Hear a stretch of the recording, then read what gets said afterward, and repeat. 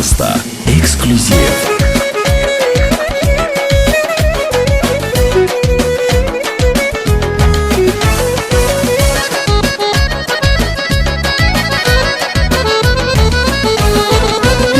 Sevdim bu gümanlarıyla, hayat güzelleşer koşanlarıyla. Əqlimi mest etti terabetiyle, bağrımı dam etti tikanlarıyla. Yaman değişkendi bu sevda yolu, gah nur olur gah da ki zulmet dolu. Belki sevilden qaralır gözlerim, belki de rüya görürəm qorxulu. Bəzən sevgi dolu söz gelir ürəkdən, bəzənsə köksümdə sanki heç ürək olmur.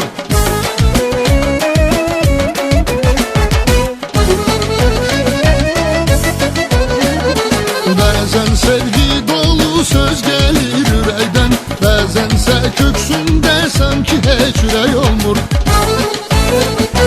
Şirinliğindən atmaq olmur, acılığı vardır yemək olmur. Şirinliğindən atmaq olmur, ay balam, acılığı vardır yemək olmur.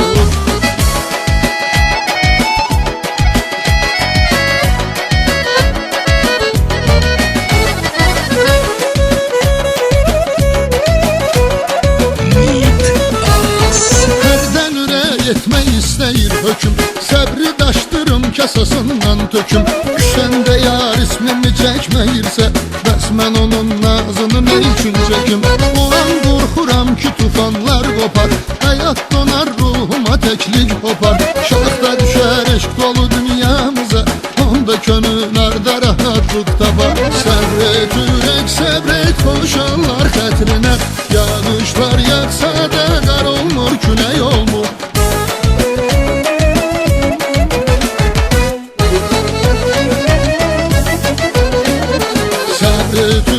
Səbret koşanlar xətrinə, yağışlar yağsa da qar olmur, külək olmur. Şirinliğindən atmaq olmur, acılığı vardır yemək olmur.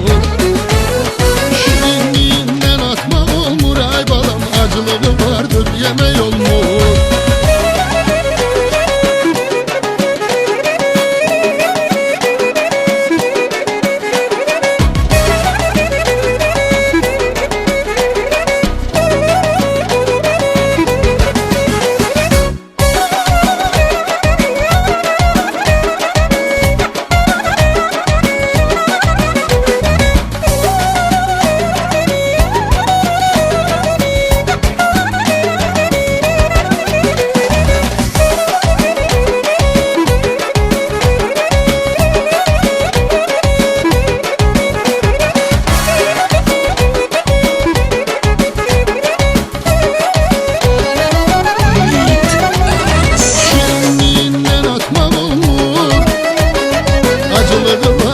Yemək olmur.